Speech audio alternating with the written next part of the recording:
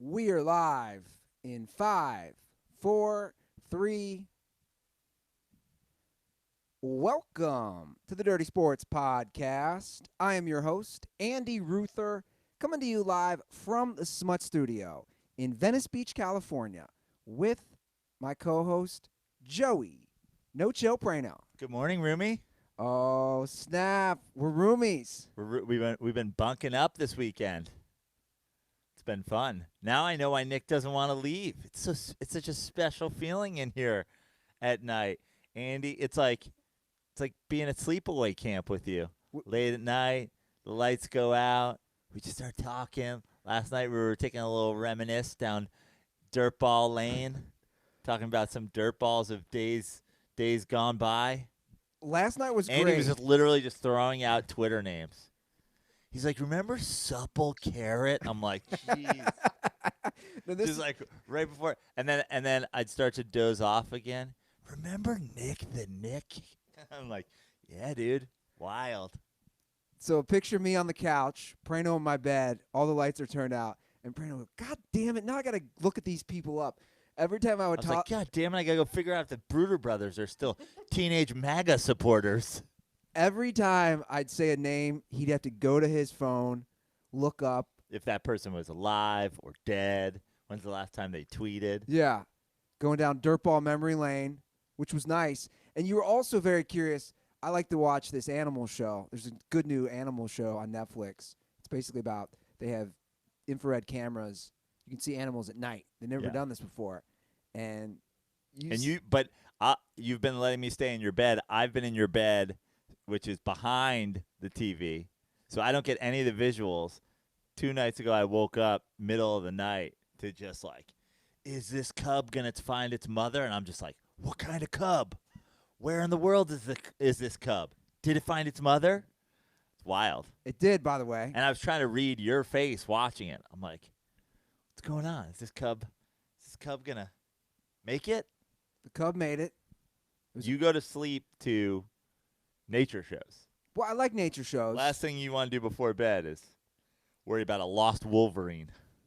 The Wolverine was lit last night. or watch. Honestly, I've never seen a Wolverine. You watch the show, you will. Yeah. Episode 2. Yeah, so we're playing a little musical chairs like you tweeted out. You're over here with me. Nick is at your place. Yeah. Because his girlfriend is in town. Yeah. So we're playing a little Dirty Sports musical apartments. Now, have you missed me? Let's just be honest, Nick. I've missed you so much, Andy. You have no idea. Because it as great as it, and I'm so glad Paige made it out here. I haven't seen her in like a month and a half or so. But I'm not sleeping alone, so at least I got that going for me. I feel like we have a full like single white female situation though. Like I feel like Nick's at my place and he's got a picture of me that he's like put red X's through and horns on because I've slid in here and I'm stealing his surrogate father.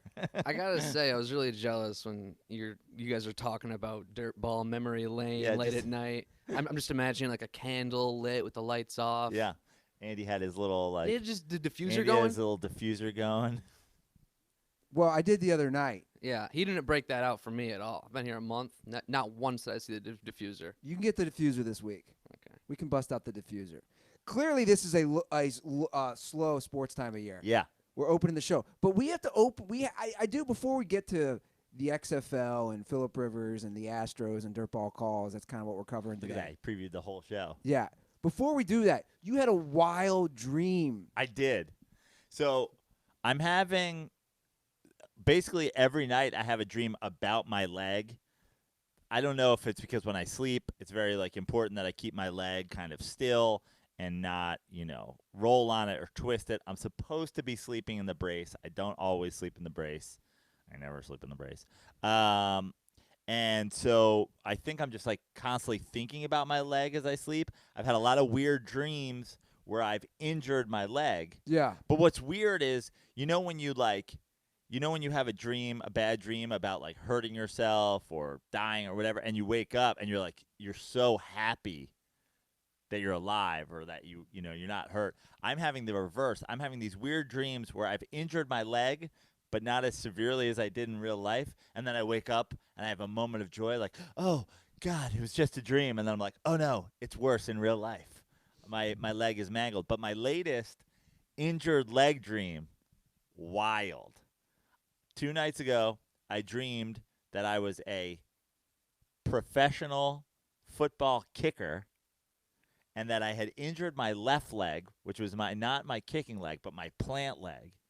And you were my Jerry Maguire-like sports agent, and you were in a panic that the coach of the professional football team that I play for, which was like a very Bill Belichickian kind of guy, was going to find out that my leg was injured. So you were trying to convince me that I could do some sort of standstill place kicking. You're like, just don't run up to it. Just stay still.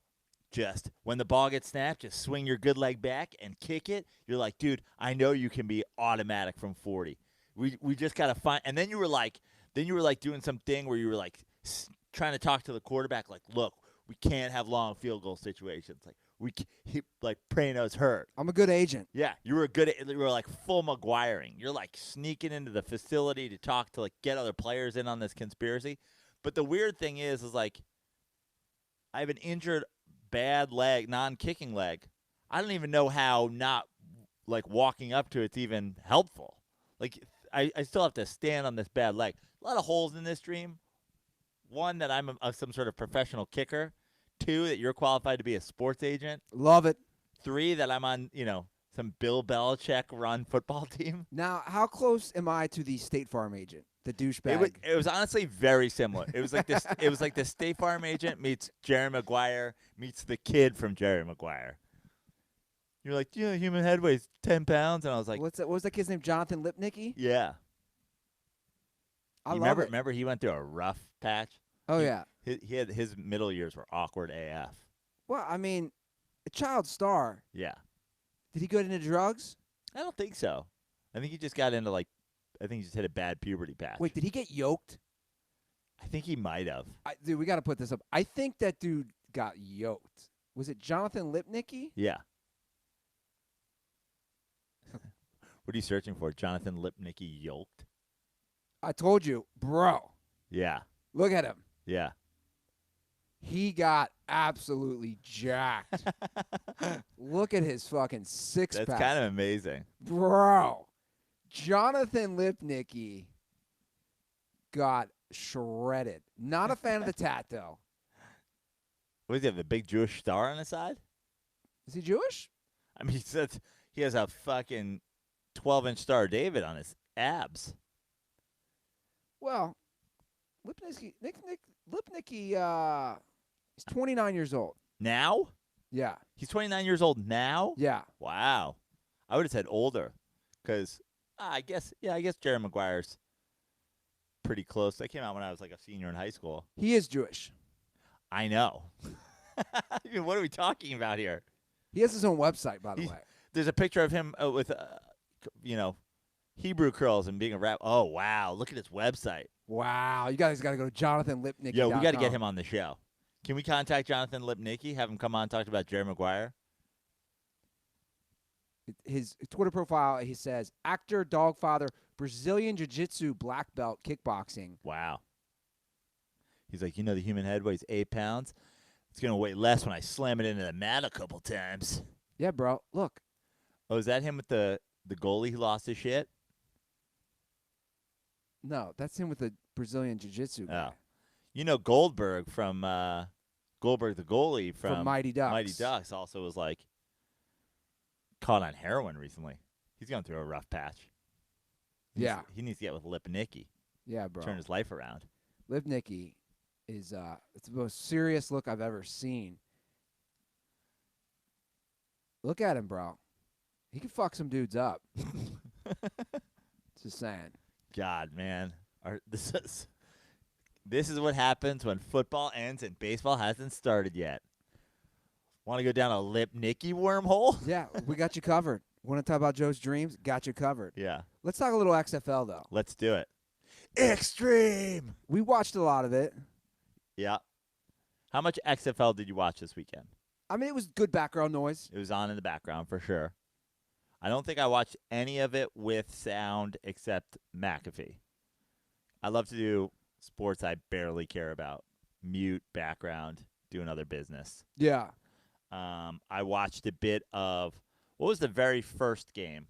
Very first game was the one that was It was DC. It was the DC, whoever they are, Yeah, and they were playing. Were they playing Tampa? No, Tampa was yesterday. Tampa was yesterday. Anyway, it was DC. Was it LA at DC? Nick, we watched this. We watched some of this. No, L.A. played Houston. The Roughnecks. The Roughnecks, what a name. Yeah. And then who did DC play? It was the very first game. How many teams are there in the XFL? 8.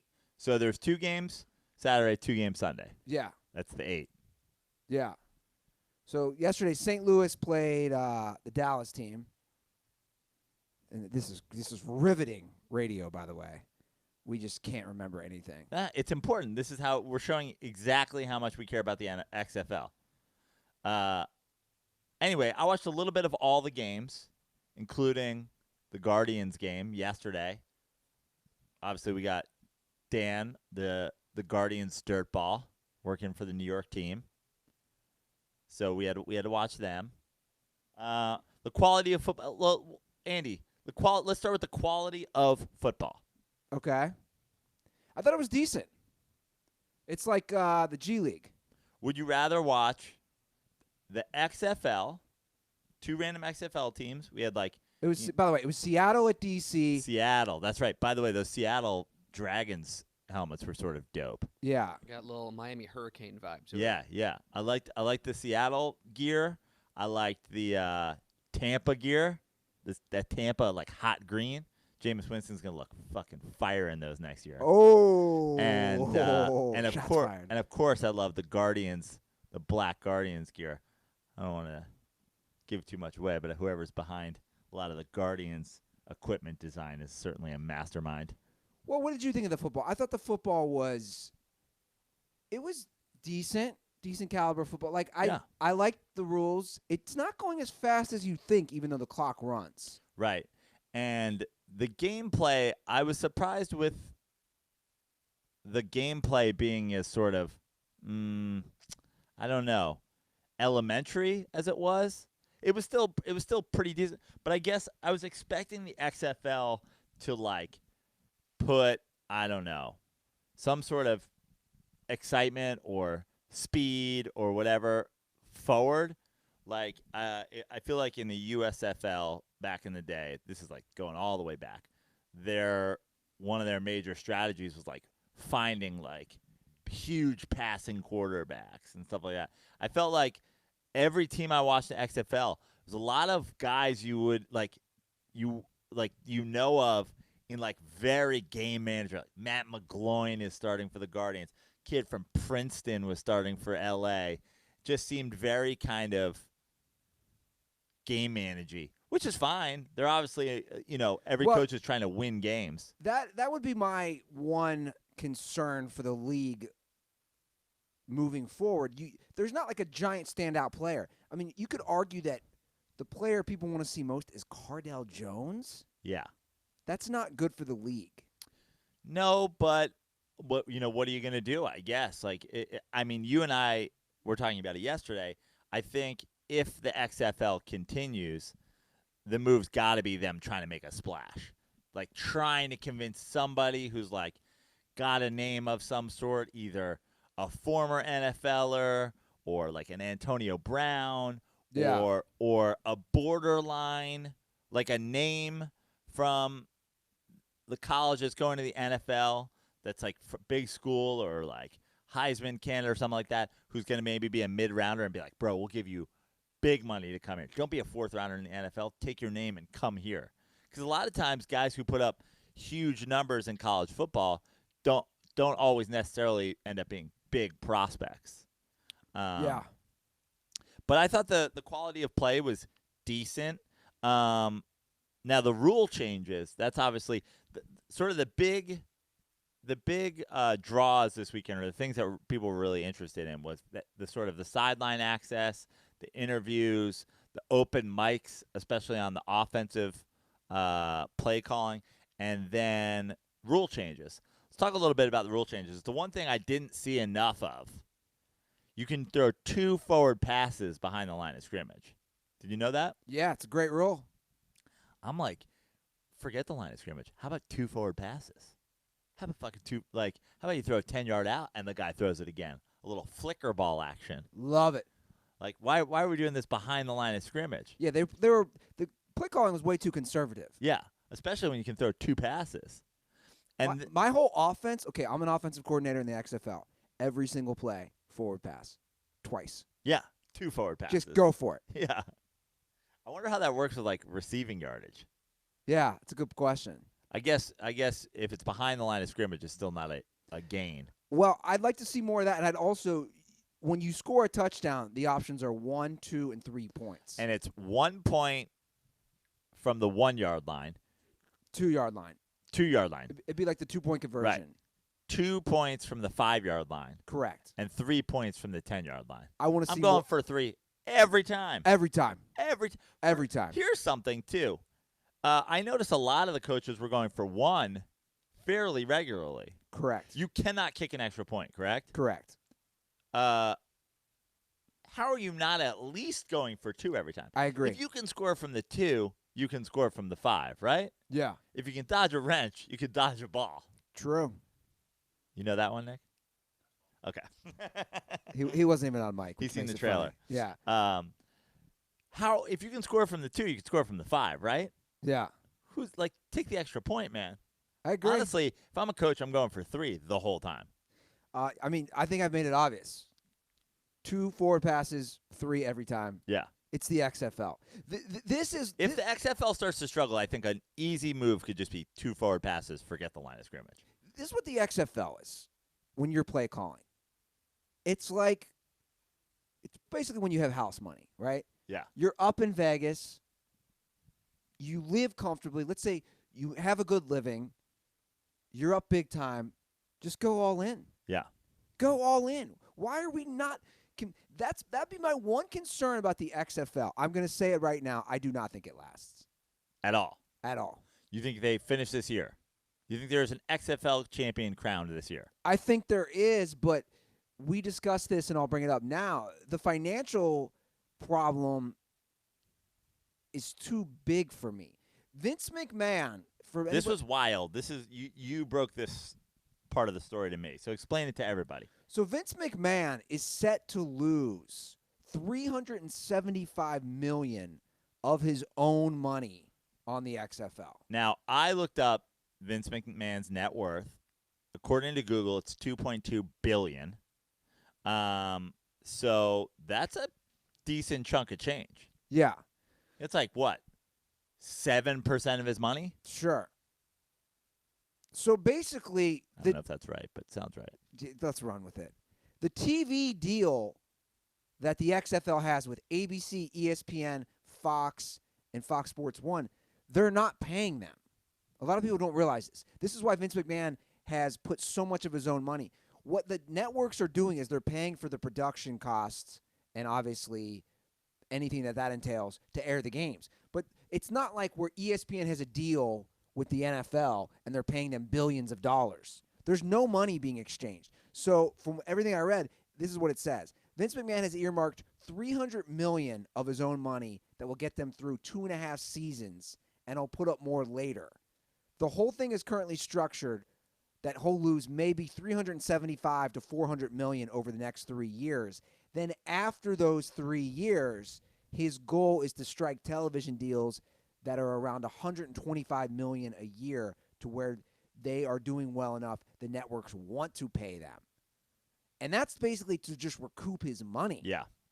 By the way, I'm embarrassed by my math. It's more like 12% of his money. It's like 1/7 of his money. But that's crazy to put like 1/7 of your net worth on the line, and the goal being to spend that much over 3 years in hopes of going 3 more years to make it back, which then means it means you're looking at 6 years-ish. Yeah, it's a 6-year plan. 6 years-ish of the NFL to get profitable. XFL. What did I say? NFL. Yeah. This is going to be like the San Diego Chargers for me. I'm never going to make the change. Yeah. You're looking at 6 years to get profitable. Sure.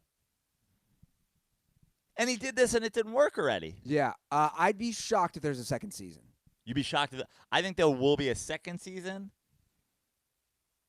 I almost think if he's prepared to lose this much, I almost think there's going to be a third. God, it's so tough. Well, I'm going over under 2.5 seasons. I think a lot of people. I'd bet on 2. I'm not sure I'd bet on 3. Well, and for the record, I want this to succeed. I'm all for this. Because you're extreme.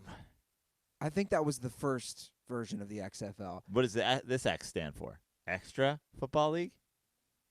They're not focusing on this extreme. Right. Back then it was like a Mountain Dew. Extreme Right. sports. Yeah. I do want it to succeed. I think it'd be good for the NFL. I'm surprised they didn't go Code Red Football League.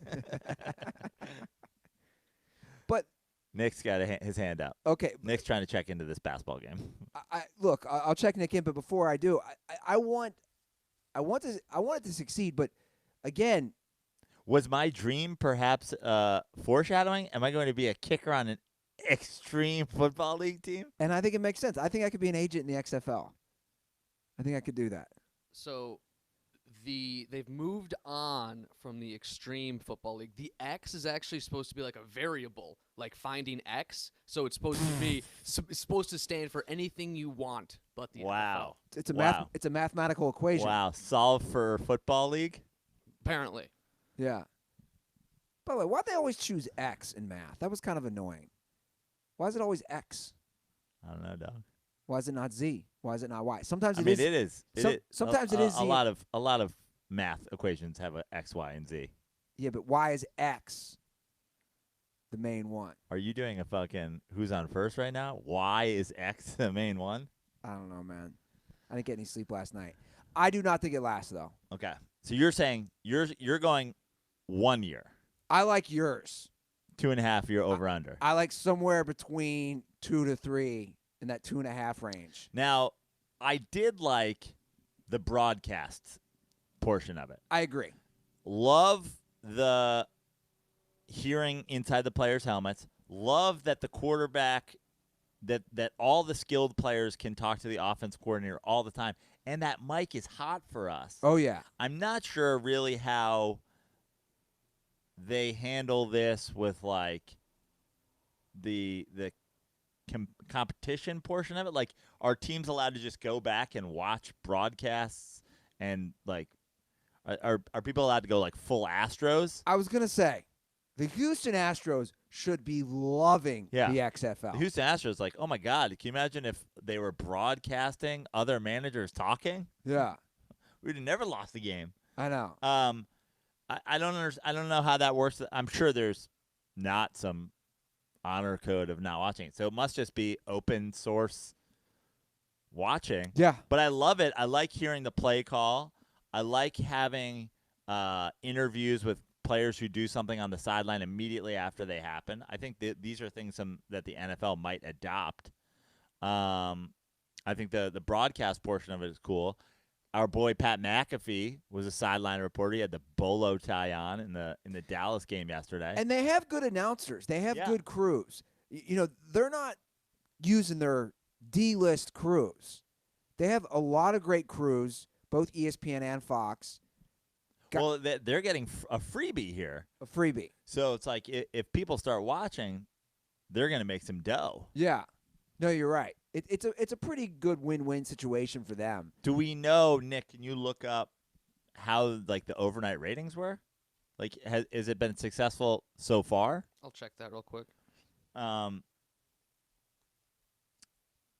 So overall, you don't think it's going to last, but Sadly, I don't. do you like it? I do. That's what I'm saying. I are do. You, are you going to go to an XFL football game? Well, Nick brought that up about us possibly going. We didn't even go to an NFL football game this year. Did you go to an NFL? Oh, yeah, you did. You went to the Ravens game. Yeah, I went to Ravens Rams. The LA Wildcats Yes. are, I think, in town next week. Next Sunday. Ooh, I don't know if I want to give up a Sunday for that. Well, now you can just start doing Saturdays, 'cause you don't have anything to do. I know, I'm kidding. Playing the Rough Riders. They're playing the Rough Ooh. Riders. Rough Riders. Is that Houston? Houston. Is that June Jones's team?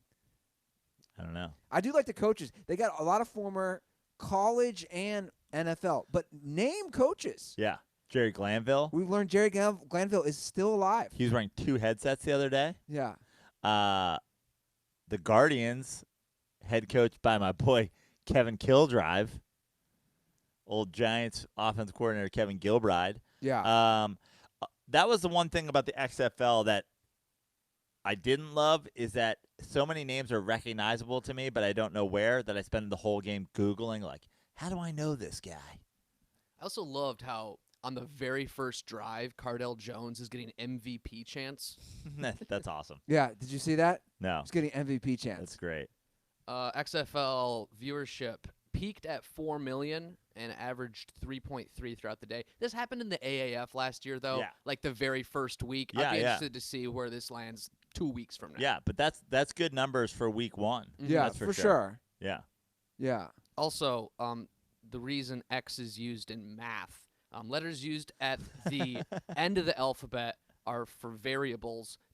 Letters at the beginning are for consonants, and X is used for independent variables, while Y is used for dependent variables. That is your Dirty Sports math nug of the day.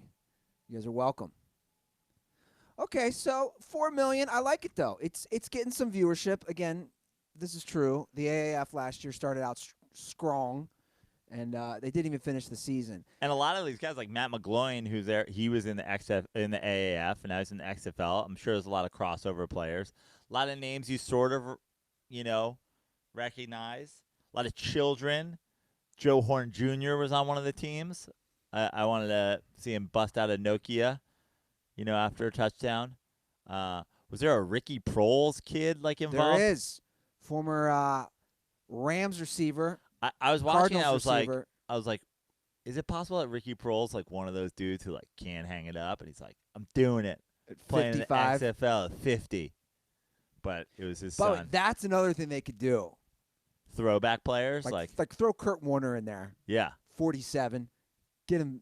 Well, Get him under I center. feel like that's the kind of stories that they need. Yeah. They need to try to convince an Ocho Cinco to come out. Yeah.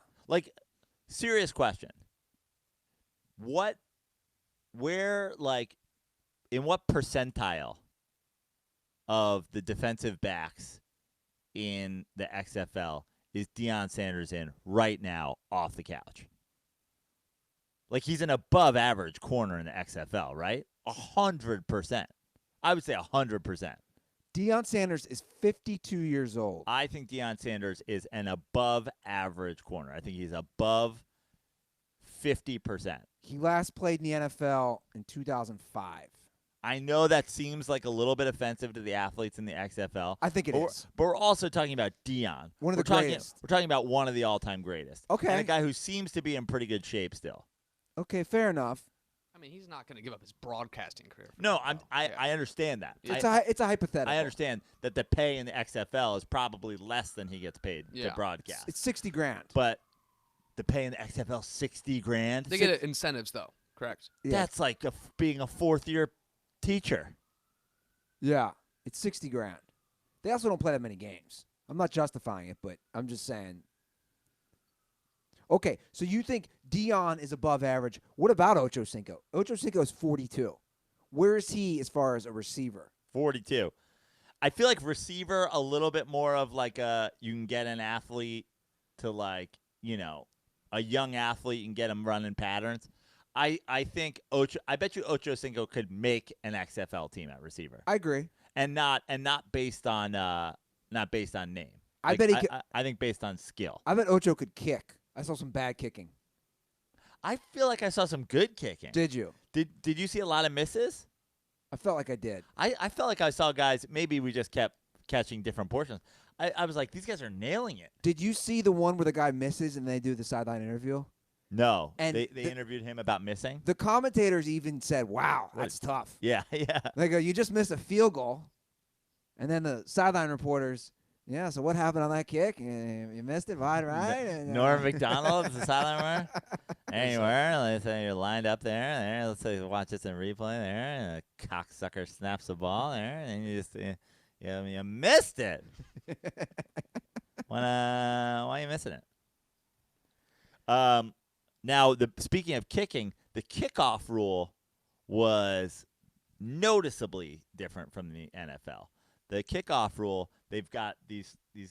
It's almost like a chess match. Well, they're trying to protect. Yeah, I understand it. NFL 100% going to steal this, right?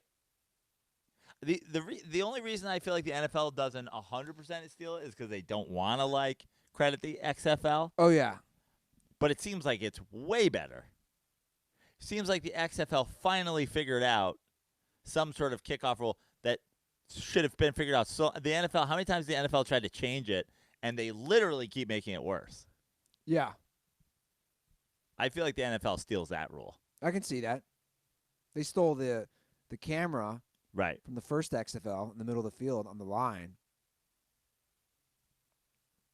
All right, that was the Dirty Sports XFL report. Well, I was gonna do a natural transition. Okay. Phillip Rivers, is he XFL bound? Is he NFL bound? See, that'd be a guy I would throw dough at. Bro. Right?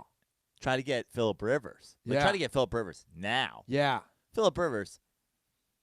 I feel like Phillip Rivers is the kind of guy who's ready to play football yesterday. Yeah. He's got Get Phillip Rivers on that L.A. team. Well, he's left L.A. Get Phillip Rivers on that Tampa team today. Yeah. I think he's NFL bound. But I'd be interested to see, where does Phillip Rivers compete, or where does Phillip Rivers, we've talked about the quarterback carousel. Where does Phillip Rivers start next year? In a way that makes sense, in a way that gives him an opportunity for success, in a situation where he's an upgrade. Well, I look at it this way. If you look at the teams that are available, he's officially, by the way, Schefter tweeted today, he's officially moving on from the Chargers. The Chargers they've and mutually Phillip Rivers agreed. have agreed to part ways. They have. So I'm sitting here with my 2020 Los Angeles Chargers season tickets. I'm on edge.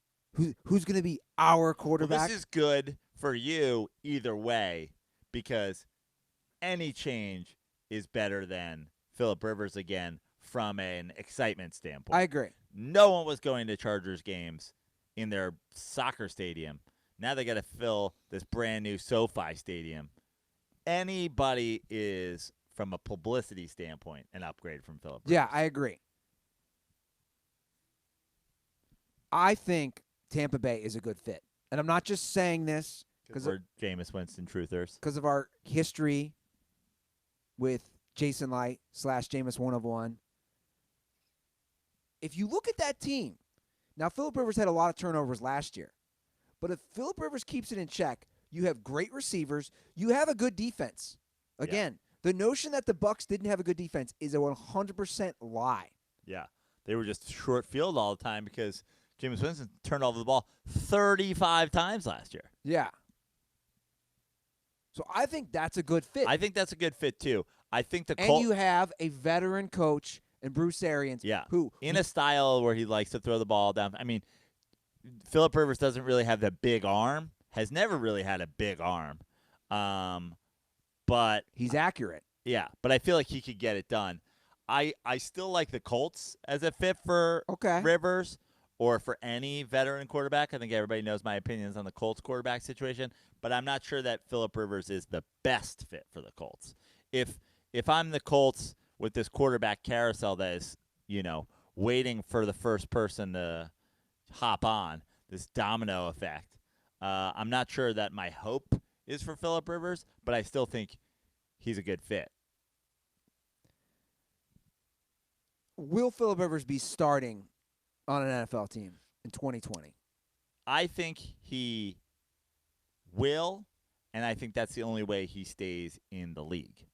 right? It's very similar to the Eli Manning when Eli Manning retired. He said he didn't want to be a backup.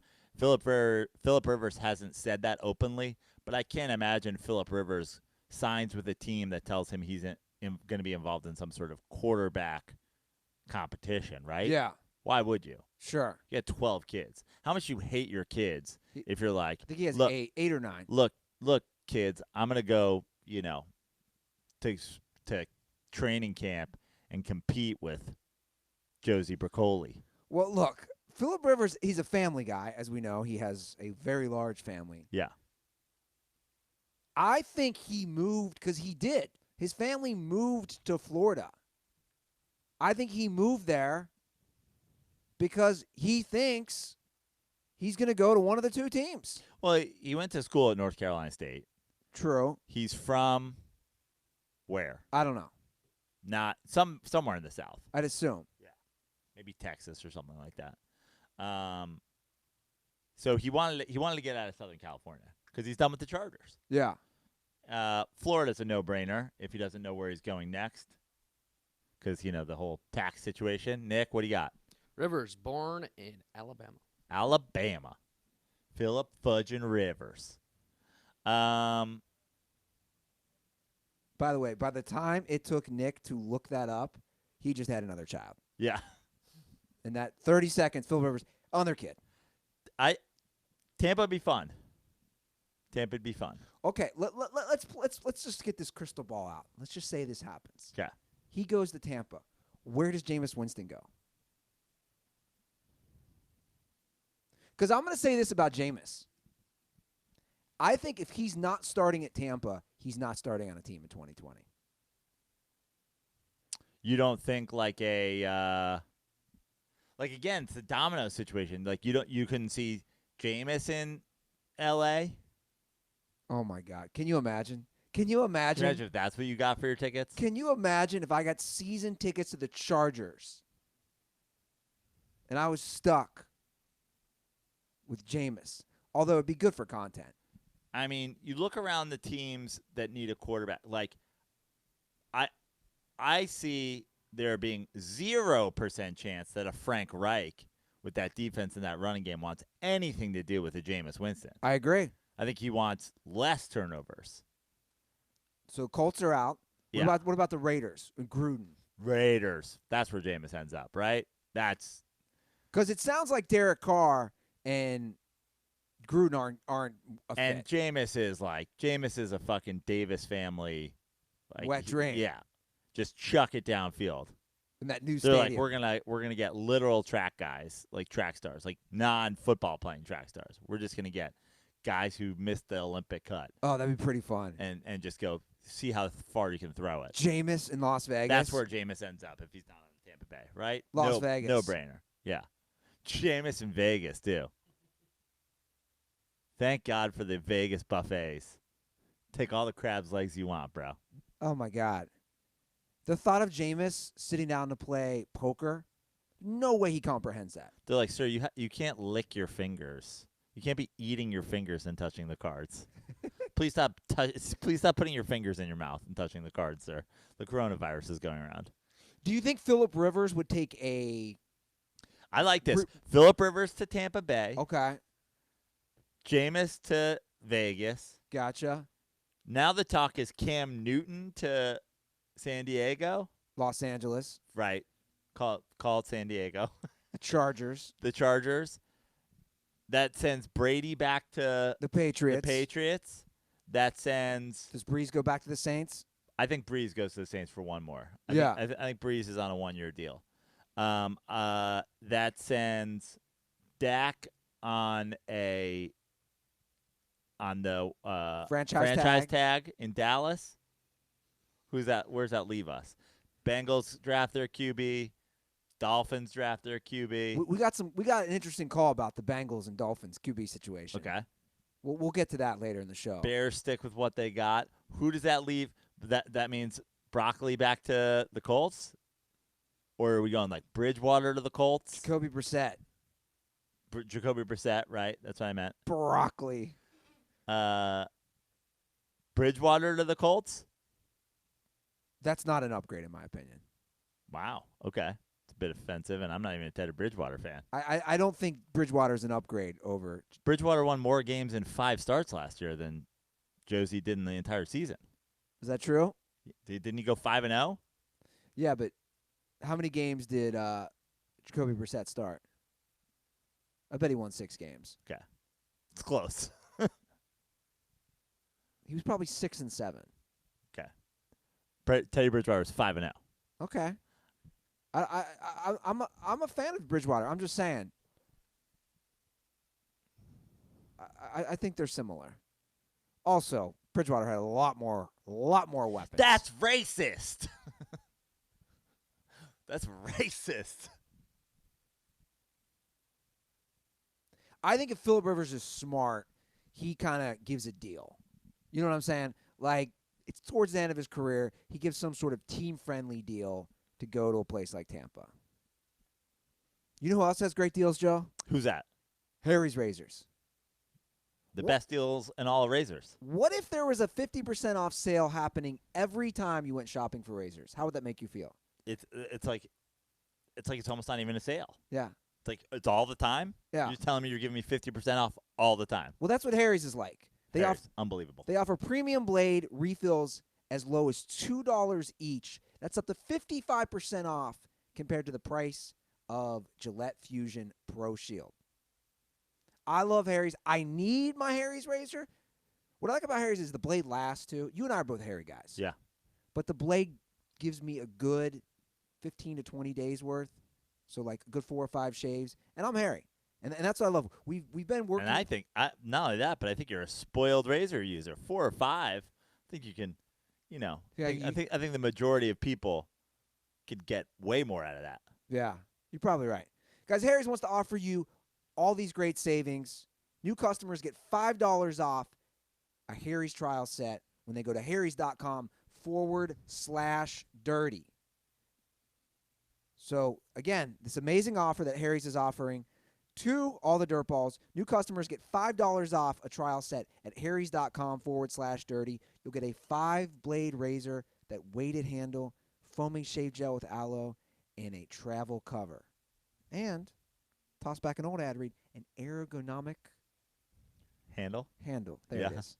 So join the millions of guys who are already saving money and go to harrys.com/dirty to claim your offer. Once again, that's harrys.com/dirty. I'm not going to lie, Andy. I'm going to get a little personal on this Harry's read. If you're still a guy who's going to the drugstore and having people open those weird plastic things so you can get your razors instead of having hair, I'm a bit embarrassed for you at this point. Yeah, Grow up. I agree. Become an adult. Yeah. Get it together. Okay, we got to move on to some baseball stuff. Okay. Now, there is a new story about the depth of the Astros cheating. And sadly, I just felt like this got lost in the mix. Got bowled over with XFL weekend. It did. But this story from the beginning has not had the press it deserves. I agree. It had one day on Twitter where everybody was doing the garbage can banging jokes, and it had one day where everybody was doing the buzzer jokes. And obviously, the Major League Baseball took action, but I feel like it is not nearly as big a story as it should have been from the beginning. And it still isn't. Yeah.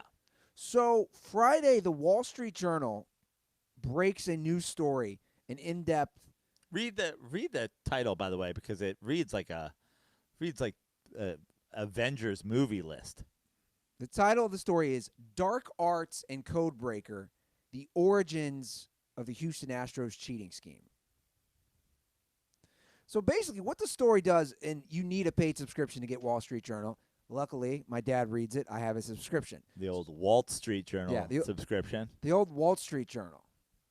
Occupy Wall Street. Yeah. So my dad, which, by the way, he's gone exclusively online. That was a big deal. Wow. So my mom passes, and he's like, we're not getting it to the house anymore. Your mom was the only one who read it. He's like, going extreme. He's going extreme. I'm going online. So I I read it from time to time, and this is a great article. I'm not going to read the whole article. I mean, obviously, it's very in-depth. But basically, the synopsis of the article is this, guys. The Astros general manager was shown a PowerPoint presentation by an intern on how they could cheat. And it was called Codebreaker. I mean, the movie that Tug and I are producing about this, I mean, the titles that we have, Dark Arts, Codebreaker. We have a movie and a sequel. Yeah. And I mean, this is getting better and better every day. It really is. So this is what they used. The Astros used an Excel-based, big fan of Excel over here, by the way. Shout out to Excel. Love me some spreadsheets. They used an Excel-based application program with an algorithm that could decode the opposing catcher's signs. And again, this was called Codebreaker. And they used this throughout the 2017 season, parts of the 2018 season. But here's one of the huge things that is leaked now in this story. Guys, they weren't just using this at home games in Houston at Minute Maid Park. The Codebreaker. Basically, what we know about the sign stealing scandal with the banging of the garbage can is that this was their home field addition to the cheating that they were already doing. They were like, why have a signal? Why be breaking these codes via television and having to relay them to hitters via base runner signals or whatever when if we're at home, we could just have somebody in the clubhouse beating on a garbage can. That was like the second level of it. A lot of people thought that was the first level, and then it got more complicated. Really, they were already doing it, and this was going like, fuck it, let's just bang on a garbage can. And they were doing it on the road as well. I don't think people understand the depth of this scheme. I'm just going to read verbatim. Houston Astros fans like, your team cheats. People have been doing this for years. I'm going to read verbatim a few paragraphs from the article. It says, the way Codebreaker worked was simple. Somebody would watch an in-game live feed and log the catcher's signs into the spreadsheet, as well as the type of pitch that was actually thrown. With that information, Codebreaker determined how the signs corresponded with different pitches. Once decoded, that information would be communicated through intermediaries to a base runner who would relay it to the hitter. So again, this isn't just a video camera. So for people who don't know, let me explain something about basic baseball signs and sign stealing. A lot of times, the general rule is if no one's on base, you're throwing down one sign as a catcher. Yeah. Because no one's looking at it. So you're doing 1 for fastball, 2 for curveball, 3 for changeup, et cetera, et cetera, et cetera.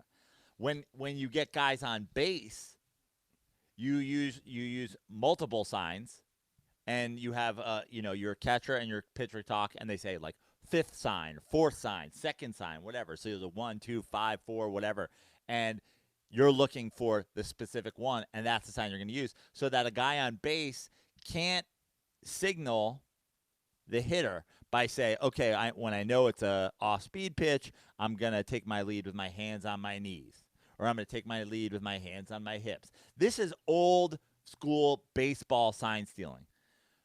The base runner looking at the signs, using some sort of body language thing.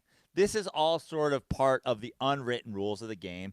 You're going to do that if the catcher and the pitcher don't have a good system worked out where you can't figure it out. So then they were using this Excel spreadsheet to code break which sign people were using, then relaying that to a base runner so that he could know, so that then he could and then they went to the next level, and they're like, fuck it, what if no one's on base? Why don't we just beat some shit at home? Exactly. Yeah. So again, this is really bad. This is really in depth. And the giant fallacy of the whole situation is the Astros GM has continued to say he didn't know about this. He's just a flat-out liar. Yeah. Where it is known that the intern presented all this information to him. And he's trying to claim that he didn't know. And then there was an interview, A.J. Hinch's first interview since it went down, where they asked him about buzzers. He doesn't deny it. Yeah. He says the league investigated it. They found their findings. They published their findings, blah, blah, blah. But he doesn't say we absolutely weren't using buzzers or we absolutely weren't using some sort of device to alert people, which I think is very telling at this point with this story. Is the GM, how's his last name pronounced? Is it Jeff Luhnow? It's Luhnow. Yeah. Jeff Luhnow? Something like that. This is what I love. This is his defense, by the way. He's claiming he didn't know about this because the emails that the intern was sending and they were presenting how they can code break all these signs were too lengthy. So he didn't read them. So he's saying, I got the emails. He doesn't deny that. They were too long. I didn't read them. I didn't read them. Wild take. It's a wild sell. Yeah. I'm a general manager. He's not a fucking intern. The intern's sending them. Yeah. He's the general manager of a baseball team. He's getting emails with the from people within his organization with subject line dark arts, and he's not reading them. Yeah. It's wild. Yeah, we have talked before, and I think that this just solidifies our opinion on it. The punishment, way not enough. Not even close. Doesn't fit the crime. Not even close. No players punished at all. It's embarrassing. 1-year punishments and draft picks, which in baseball are kind of nothing. Yeah. I mean, they're not nothing, but they're not. It's not like a draft pick in any other sport. Hank Aaron on the record this weekend is saying these players that were involved should be banned for life. Yeah. The legend Hank Aaron says banned for life. So baseball does have a problem, and I said this to you when you were over here. I said if Hank Aaron, top 5 all-time baseball player, a revered baseball player, if he's going on record saying this is a joke, these players should be banned for life, I don't know how Major League Baseball bounces back from this unless they take some bigger measurements to ban people. Well, or I can tell you one thing. Baseball ain't doing shit else because Rob Manfred and, like we said in the last episode, the way the commissioner's office in baseball has refused to admit that they were wrong, from Pete Rose to steroids to whatever. There's zero sign historically that baseball is going to do anything else, no matter what else comes out. Yeah. They've made their decision. They punished them. It's over. No double jeopardy. They're done. And it's kind of ridiculous to believe baseball, Rob Manfred, the commissioner's office, baseball in general, that they didn't have a lot of this information. It's the same thing as in the NFL when Goodell doesn't want to punish somebody, then the video footage comes out, then suddenly he does. But I just absolutely do not see baseball doing anything else. And that said, because as I've said on the show, I have been a pseudo Astros fan, big fan of a lot of players on the team, big fan of what they were able to do, big fan of their sort of turnaround as a franchise. Now, obviously, this is all part of it, but that all goes away, and I'm going, yo, I need to see heads rolling. But the whole season, which is coming up very shortly, spring training starts, is going to be marred by this. My point is, you can't bounce back. We're talking about a team winning a World Series, a team making it to another World Series, a team, the Red Sox, who there's still a bunch of clouds above how legit that World Series is. Because their manager obviously came off of the Astros bench from that World Series year. This is the biggest scandal in baseball since steroids. I'd even go to the Black Sox thing. Because we're talking about a team-wide legit cheating scandal that helped the team win. Like, to me, that's why it's bigger than steroids. Steroids was more of an individual thing. It was a problem. It was an epidemic. Yeah, it was still it was an individual thing, but it was also a league-wide thing. That the way the league handled it, the way the league basically promoted it, and then pretended it didn't happen. Do you see my point, though? Baseball, steroids ruined baseball for me for a decade. It's going to be hard for me.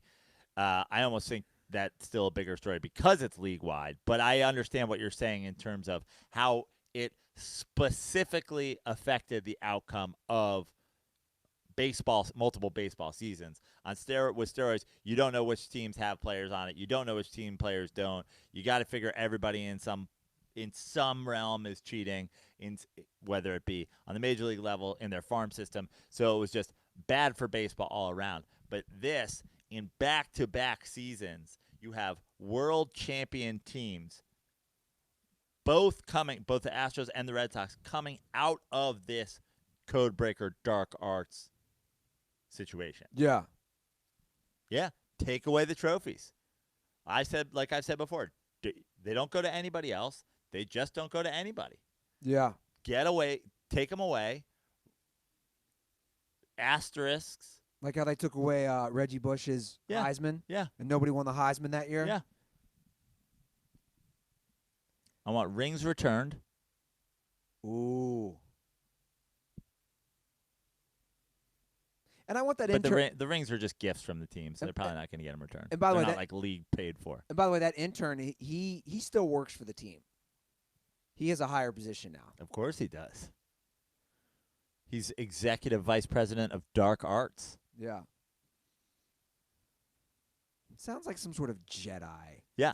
form. Yeah. The dark Oh, arts. it sounds like a Harry Potter book. Yeah. Harry Potter, Dark Arts. Yeah.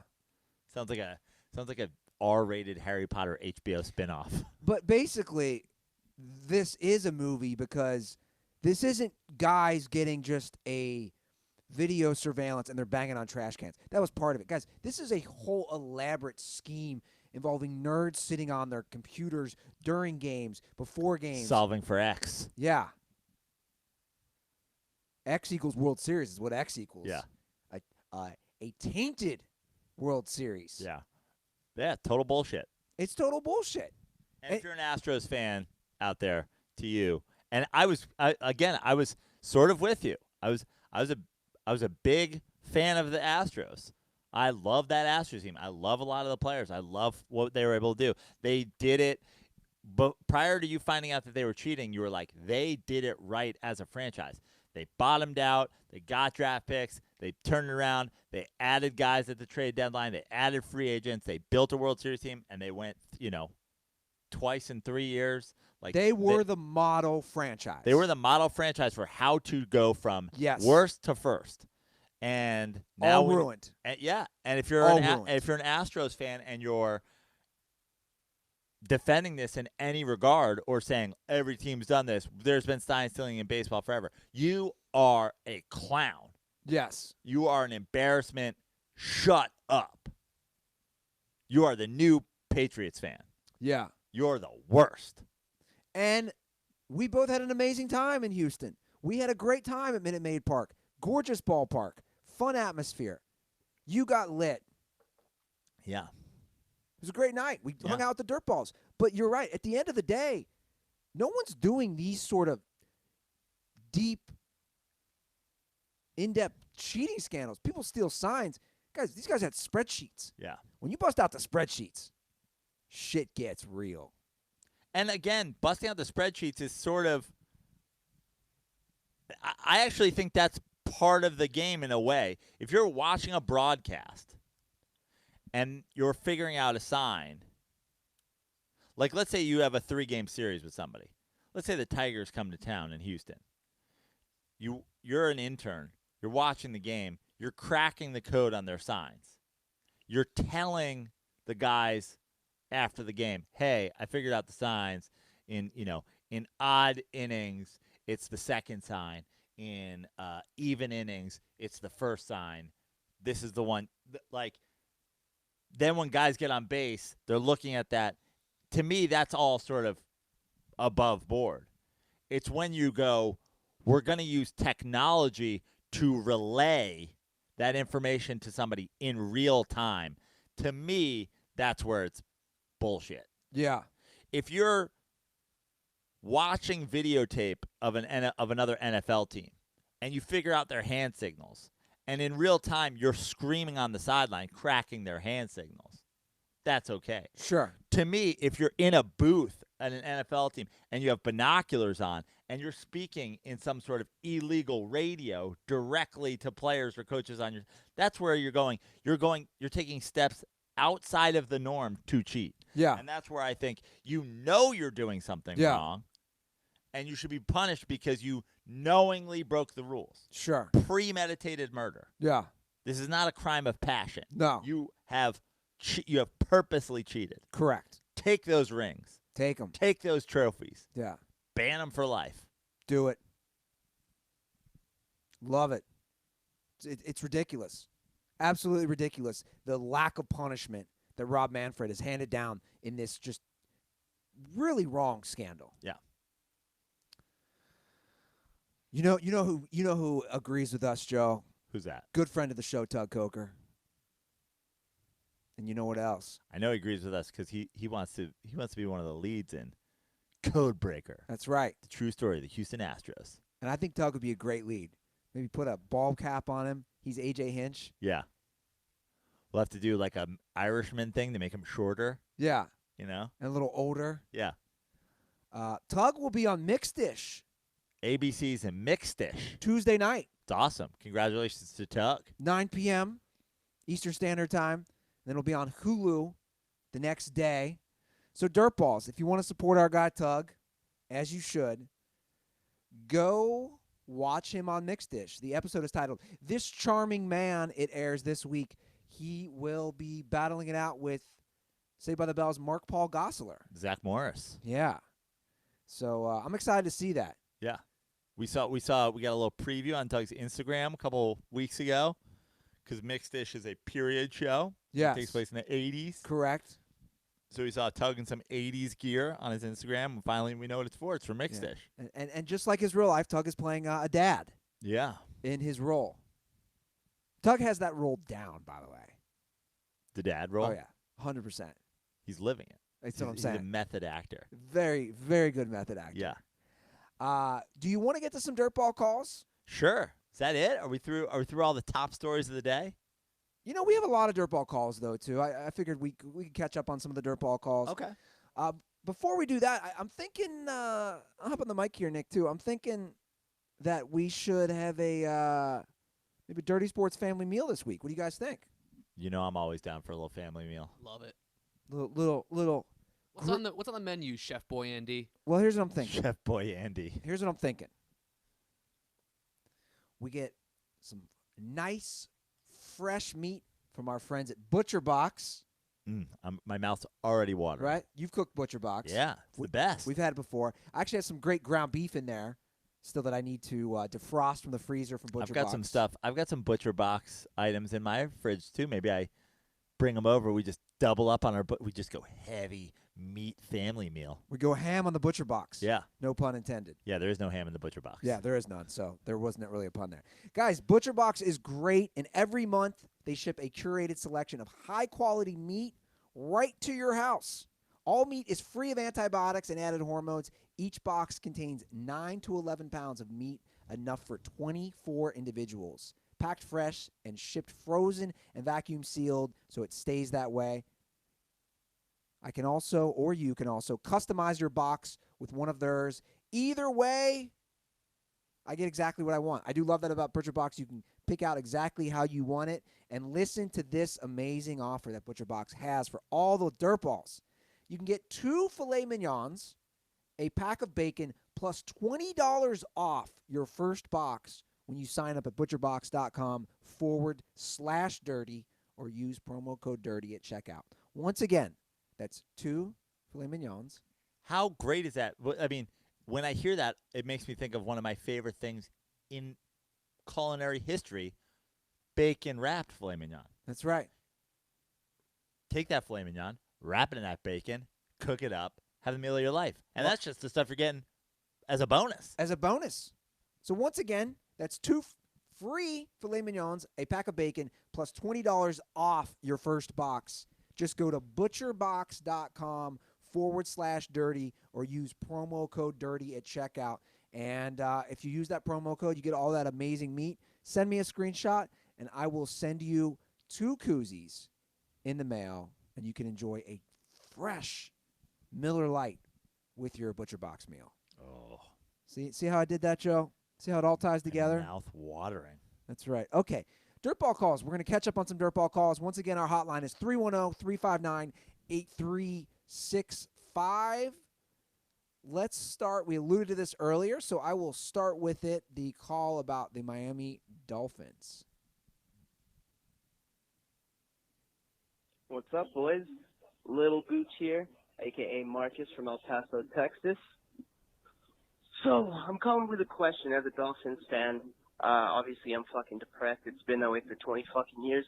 And now that we have a high draft pick, there's also rumors saying that the Bengals and the Dolphins have been engaged in possible discussions on the Dolphins moving from number 5 to number 1.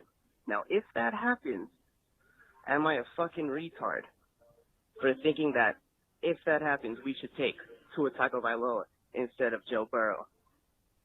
Maybe I'm a fucking idiot. I don't know. Let me know, boys. Condoms are for fellow Dolphins fans like myself, and for Michael Jordan's father. If his dad had used a rubber, Michael Jordan would have had handed his death. Stay dirty, boys. Jesus. Wow. That was a savage call. Got really A lot dark of there at things. the end. A lot of things in that call. I mean, even in the middle, there was some questionable verbiage. Yeah. Can't say the R word now, bro. I don't know what's going on in El Paso, Texas. You cannot say that in California. That will get you canceled. Canceled. Canceled. This question, Is wild to me. for a lot of reasons, Wild. if there is talk, and I haven't heard this, about the Miami Dolphins moving from 5 to 1, there's no way. Like, so many questions. Are the Dolphins trying to move from 5 to 1 to take the quarterback they want, or are the Dolphins trying to move from 5 to 1 to take Chase Young? There's no way, if you're a Dolphins fan, that you want the Dolphins to use draft picks to move to 1 to take Tua. Stay at 5 and take Tua. Yeah, I agree. Tua, I think Tua will be there at 5. I also can't even believe we're still talking about Tua, who I didn't like when he was healthy I agree. as a first-round draft pick. I can't believe we're talking about him being a top 5 draft pick coming off of injury. When has that ever worked? This is a Dolphins fan in El Paso. What can we talk about that? Yeah. So much wrong with this call. I think, first of all, let me say this. I don't think Tua is better than Burrow. I don't think Tua is going to be a good NFL quarterback.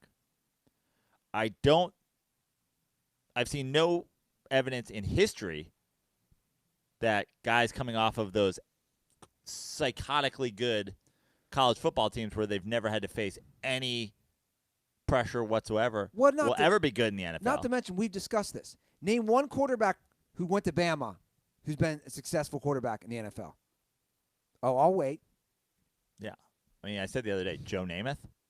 He had more interceptions I than mean, touchdowns. he's in the Hall of Fame. He's got a Super Bowl. But, yeah, I mean, I agree with you. I understand what you're saying. I agree with everything you're saying. I was out on Tua before the injury. I'm still out on Tua. Tua is not going to be an NFL quarterback. Do not take him. The Dolphins have the 5th, 18th, and 26th pick. So they have 3 picks, 3 of the first 26. To me, the only reason you're doing that is to move up to that you just love Chase Young. And you're going to go, we'll get a quarterback with one of our other. Or you want Burrow. Are you trading up to get Burrow if you're the Dolphins? Yeah. You are? You and could. And if you're the Bengals, are you trading out of that spot? Why are you now not taking Burrow? Well, the Bengals are idiots. Right. I guess the only reason you're trading out of that spot is if you're getting these 3 picks from the Dolphins. or 2 for, you know what I mean? But the whole thing the Dolphins were doing was trading all their assets last year to get those picks. Right. Again, they have 3 out of the first 26 picks are them. Yeah. Why would they give any of those up? Yeah. If you want Tua, take him at 13 or whatever you just said. If I'm the Dolphins, I want no part of Tua. No part of Tua. I mean, I'll take him if he's still there, one of my later picks. But the idea of taking him to me, I wouldn't have taken him top 5 when he was healthy. Yeah, I agree. Again, big school quarterbacks don't pan out as much. But also, how many of those Bama guys, like, why is he the first guy from these Bama teams that is considered a top quarterback? Like, every other guy, every other Bama team, their linemen go, and their defensive players go, and their skill position players go, and their quarterbacks just don't go, despite the fact that they all won championships, that they all have put up big numbers. Why is he the one? To me, I haven't seen why he's the one that deserves suddenly the hype of being like a legit top 5 draft pick quarterback. I agree. I mean, I don't even honestly love Burrow as like a no-brainer, but you can't really argue with what he did this year. It's just unbelievable, his season. yeah. Especially when it came down to those big games at the end. I mean, he played as well in the playoffs as he did in, blowout regular season games. He's throwing 6 and 7 touchdown passes. Like, can't really argue with it. Like, especially if you're the Bengals and this kid's from Ohio and you have the first pick and you need a quarterback, it's kind of like, how do we not take him? Yeah, and again, all the great quarterbacks for the most part didn't come from blue blood programs. I've said that's part of the Joe Prano quarterback theory. Yeah. Give me a quarterback who went to school where he's already faced some adversity. Texas Tech, Patrick Mahomes. So that when he comes into the league, on a bad team, he's used to getting hit. He's used to being the underdog. He's used to playing up against great competition in some big conference. Yeah. Give me the guy who goes to a middle SEC school or a mid-tier Big 12 school. Give me those guys who have had to face big-time defenses and just got worked. Give me those guys. They've already overcome some things. Yeah. I mean, there's a reason Greg McElroy is not still playing in the NFL. And he's calling XFL games now. Yeah. I am out on Tua. I'm 100% And I out. think this caller may be drunk. Or just from El Paso. All right. We got another call, which I know you like this idea a lot.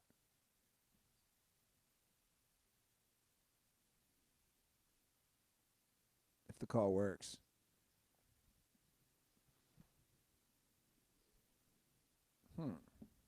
It's not loading. Let me just let me go to a different one, see if a different one works. All right.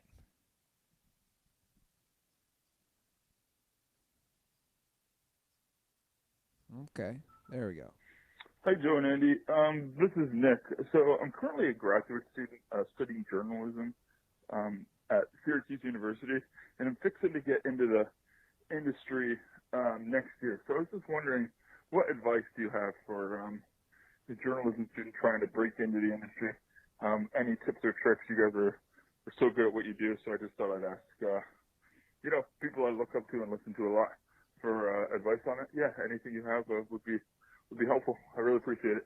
Keep up the good work. Yeah. So this is the other Nick D'Alessandro. You know there's 2, right? Wow. Boy. He's also in the YouTube comments right now.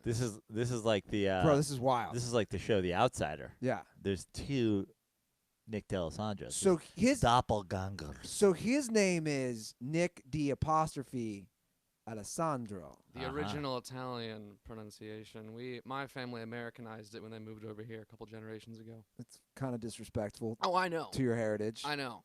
On my resume, I use the apostrophe. Oh, Ooh, a little fancy. fancy You Italian. gotta stand out a little bit. Okay. So he wants some advice. By the way, great journalism school. I believe one of the best in the country. Yes, Syracuse, fantastic school, especially sports journalism, broadcast journalism. Did he say I'm fixin'? Yeah, he did say he's fixing. I'm a fixin'. First of all, stop using fixin'. Yeah. That's certainly not AP certified. Also hasn't been used since 1920. Yeah. So let's get up to date in the 2020s. Yeah, millennials, don't they say finna instead? I'm a fixin' to get me some food today. See? Yeah, I'm gonna go down and get on my typewriter and work on some journalism stuff. He just has a fedora that says press, with a little ticket that he keeps in his hat. But I'm fixing to write a story about you guys. See, I'm fixing this Astros scandal's got some really shady. read all parts. about it. Read all about it. Get you a new story over here. I'm fixing to give you a newspaper. As you Joe, know, you would probably know more than me. as you know, I was a journalism major. Yes. Andy. I mean, first of all, he's in a good place, Syracuse Journalism School, like I said, in graduate school. I would say my advice is to, and I'm glad he's asking us because obviously he likes the dirty sports. He appreciates what we do.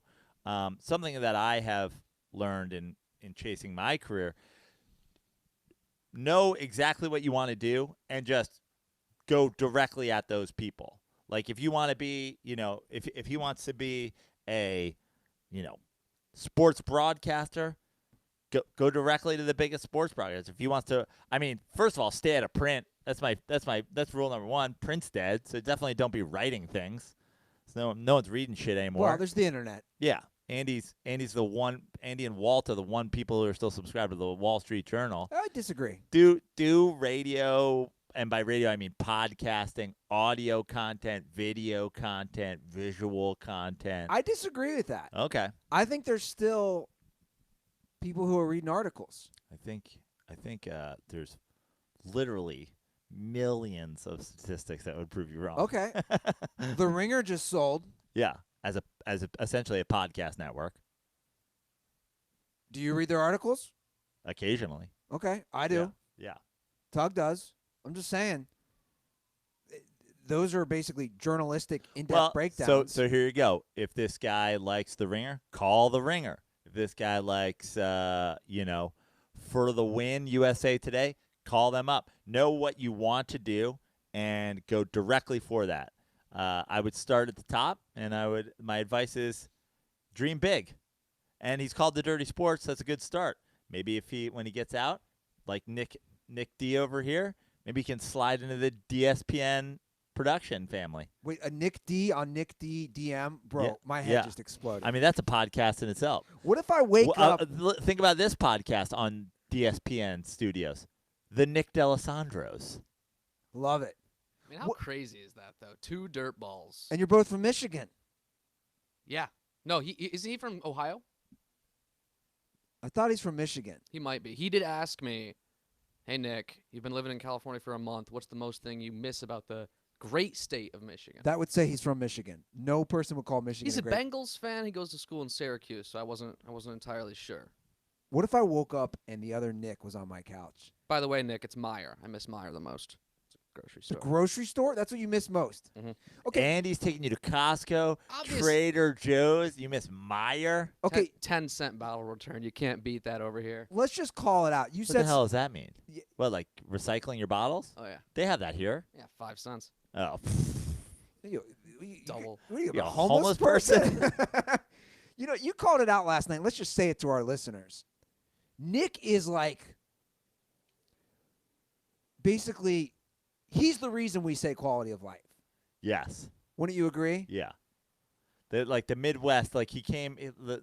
That's like a Midwest quality of life thing. He's like, I'm getting double for my bottles in the Midwest. No, but the point is, you've been out here a month, and you just see the different lifestyle, right? Like how much better as far as like, wow, I can wake up and it's 70 degrees or 60 degrees. Don't you agree? The quality of life thing. Obviously, yeah. I mean, it's probably 12 degrees in Michigan right now too. So I mean, year-round weather isn't obvious. But I mean, summers in Michigan, pretty on par for on out the here lake? right now. On the Oh lake? yeah, oh yeah. You go over to Holland, you get some Grand Haven in you. I don't know what he's talking about. Just talking about the West Coast. He's talking about. What is Grant Haven? Is that a place? Grand Haven is Oh, like okay. it's like a beach. That was like an ice cream shop or something. Like, get a little Oh, Grand Haven. it is an ice cream shop town. Yeah, you go there for the Coast Guard Festival. But Nick, your mind was blown when I took you to Cafe 50s and you had those bomb deluxe shakes. You don't got that in Michigan, do you? We don't have Cafe 50s. No, we don't. I like that you look at me like, see what I did there. Named one restaurant. It's the little things. Yeah, we have Sonic and Steak and Shake. See, here we are. Here we are again. Sonic and Steak and Shake. I've eaten at Sonic one time. I think I ate Steak and Shake once. Did we eat once or twice when we were at Ball State? Yeah. I was not a Steak and Shake Shout out fan. to Nick the Nick guy. Yeah. By the way, Supple Carrot is in the YouTube comments. Right Wow! Out of nowhere. Undertaker gif. Bong. Doesn't use Twitter anymore. He heard like we were walking on his grave. he got the chills. He saw the supple carrot signal in the air. Unbelievable. Are we going to do another sleepover tonight? We'll have to figure that out after What the a show. slumber party, man. Okay, I'm going to get bunk beds at this point. Okay, so I do have I did get to that call Okay. from our guy Kookmeyer. So Okay. let's take Oh, our boy Kookmeyer. He's got a challenge for me. Little and you. old Kooks for life. Old Kooks What's up, fan. my dirty boys? Just wanted to call and say I really hope you take my surfing challenge into consideration. Andy, I think with your small, nimble, boy-like body, you'd be a good surfer. Joe, This isn't the actual. No, you already played the call on the show, though. Did I? Yeah, you did. Are you sure? Yes. I'm sure you played the original call. I don't think I did. Why have I heard it twice now? All right, play the original one. Get early onset. Hey, boys. Kookmeyer, Captain Kook, just called. I totally spaced on my brilliant idea, so I'm calling back. I think that there should be a Dirty Sports host-to-host challenge that goes down maybe in 6 months from now. Maybe it's at the end of the year. But I think Andy needs to learn how to surf, and we should have a surf competition between him and Joe. Joe obviously knows how to surf already, but with this knee injury, I mean, can he come back from that? Can he surf again? Who is he? Can he come back and surf better than someone who's never surfed and had like 6 months to try? I'm just saying, I think it would be a pretty good competition. I think it'd be pretty fair. You got, Joe, the former surfer, hobbled. Andy, totally new. Just fucking let Lachlan teach him or something. That's only going to be good. So, yeah, I think you guys should have a surf-off in like 6 months or whenever Joe can walk again. Either way. By the way, team leg all fucking day. R.I.P. Kooks. Stay dirty. He gives an R.I.P. Kooks. He also goes ahead and says wave sliding a million times in that. He uses the S word. It's shameful. For anybody who's a old kook listener, we don't say the S word. I don't think I can do this. Well, because it's a lot of work. It's a lot of work. You'd have to wave slide twice a week between now and then. The competition would have to be literally the first time I paddle out post injury. I'm not against surfing. I have surfed like twice.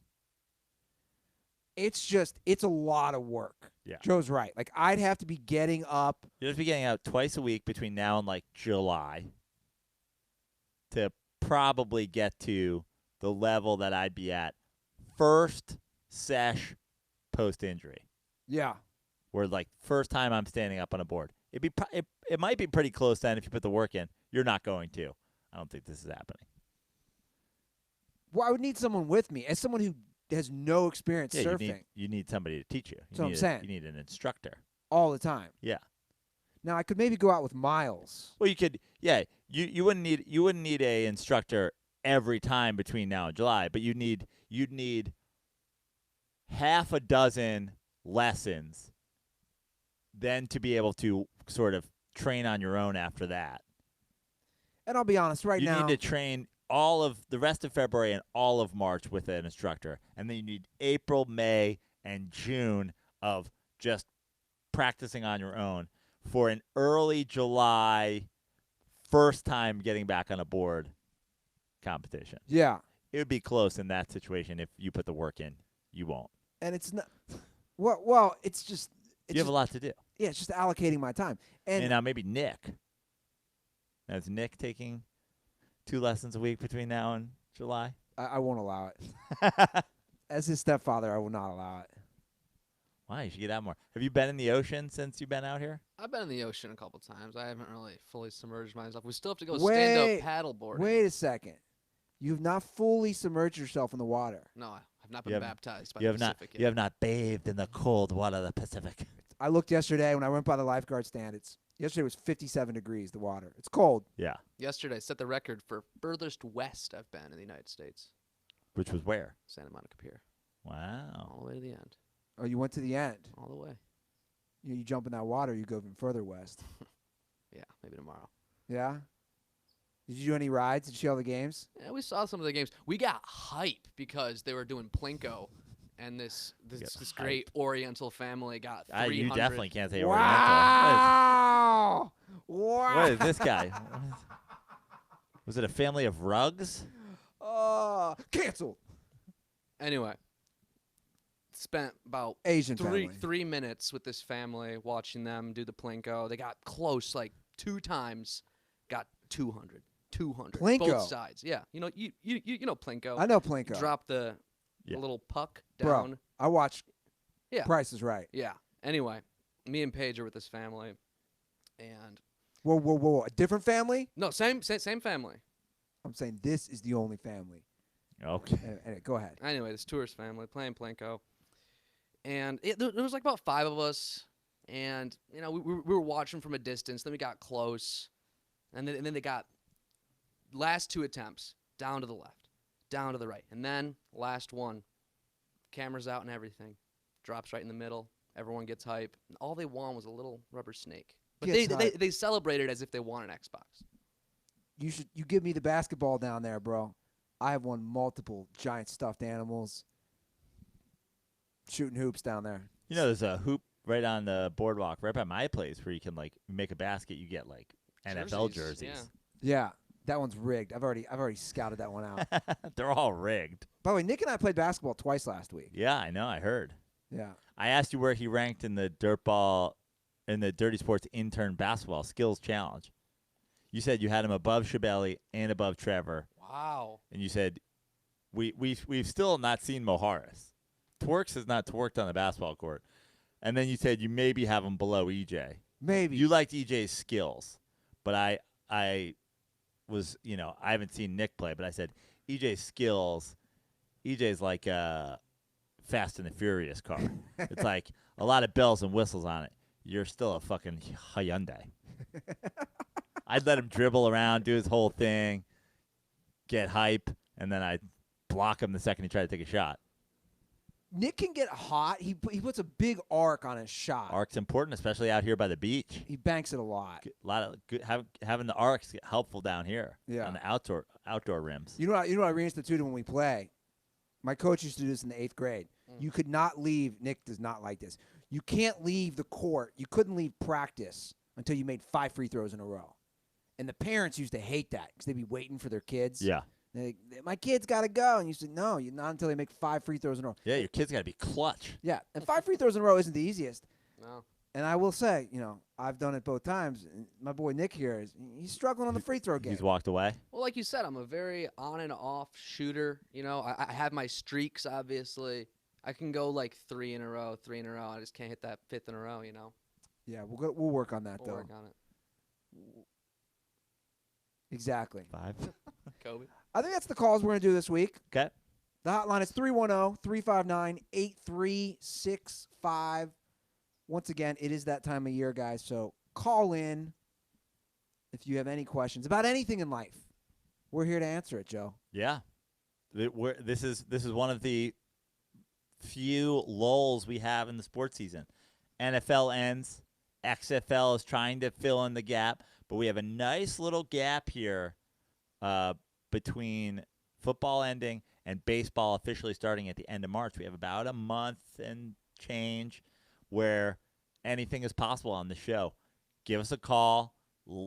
potential for you to spur long discussions.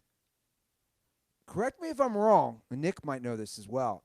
I believe the infamous Gary Coleman episode Was during this time last year? Happened in February 2018. Wow. I mean, I've always said this too as a dirtball myself. Like, these are my favorite times of the year to listen to the Dirty Sports. You don't got all of like the news cycle coming in and out. It's just raw, intellectual conversations happening over here. Intellectual. And anything in the chat that was worthy of us mentioning or discussing or. I mean, you can't top the supple carrot appearance.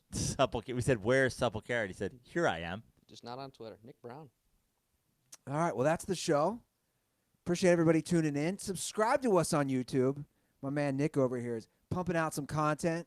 We got our weekly segments, Facts Only, and also Andy Goes to Costco, which featured some amazing road rage this week for me.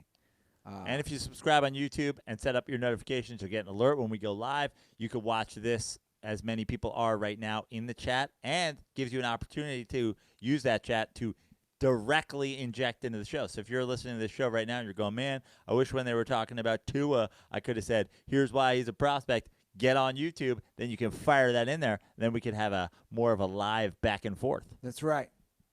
Follow us on Twitter and Instagram at The Dirty Sports. You can follow me at Andy Ruther. Drop an iTunes review. I'll get you some koozies. Just leave your Twitter or Instagram handle. What about you, Joe? At Joe Prano on Instagram, at Fix Your Life on Twitter. JoePrano.com for shows. Colorado coming up. If you want to see me in Aspen or Boulder or Denver. A lot more shows coming up in March. So go to JoePrano.com. And as I said prior to the show, please stream or download Valentine's Day is for Suckers, which is now officially out and features Ya Boy on 2 tracks. It's on Apple Music, Spotify, Amazon Music, Pandora, SiriusXM, et cetera, et cetera, et cetera. Go to my social media, check it out, and let me know what you think of the tracks, because I'd love feedback. If you guys love hearing my voice and you want to hear more of it, you can listen to my old radio show at Central Michigan, Nick and Heem on SoundCloud. Plugging that now because I have a great Valentine's Day episode and a great segment there. You can listen to my take on Valentine's Day. Oh, hot fire. All right, guys. That's the show. Thanks for the support. Thanks for listening. Have an enjoyable week. And most importantly, stay dirty.